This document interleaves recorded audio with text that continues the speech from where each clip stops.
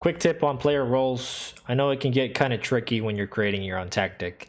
There's so many roles. There's so many. Well, there's support, attack. You don't really know. You know, we're kind of just picking. But you to be successful, in my opinion, they all kind of have to work together. Your players can't be running into each other. You know, they can't be running into each other like that. It kind of has to make sense.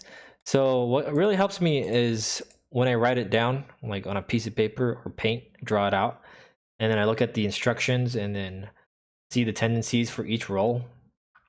I usually read the last paragraph there. So, like for example, 4-2-3-1.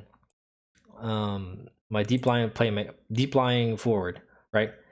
He holds up ball, moves in channels. So that means he links up play, goes up to the box. So naturally, you'd want your somebody behind him to go up, right? Like Dele Alli or somebody fast, somebody that can score goals as well. So you don't want your attacking midfielder to be support. You don't want him to do that because he's going to sit in the hole rather than get in the box. So you want him to go attack because you know your striker, if he holds up the ball, he's going to draw this guy in, and then this way this guy can go and get the pass. But then you got a problem here, you know, because it's a vacated space, so you got to fill it up with like an inside forward here.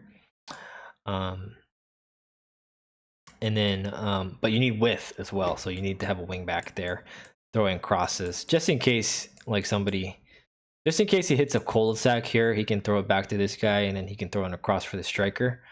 And then I like to have my box-to-box midfielder for this tactic just so he can roam around and then get further forward, arrive late into the box, be another passing option.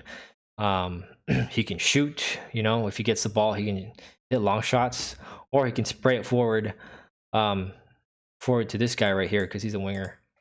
And then he can go cross it into the striker there. But I like this guy to roam around, get further forward because he can take up the space and he can create a triangle here with a fullback here. And if this guy does, you know, hit like a 2v1 right here, you can just pass it back to one of these guys. The guys in black are the ones that stay. This guy's my pivot point. But we'll get into that in another video. But I really suggest that you guys, you know, pull up paint or just draw it out on a piece of paper, and then you guys will have a much better experience creating your tactic, and hopefully it'll be successful for you guys. All right.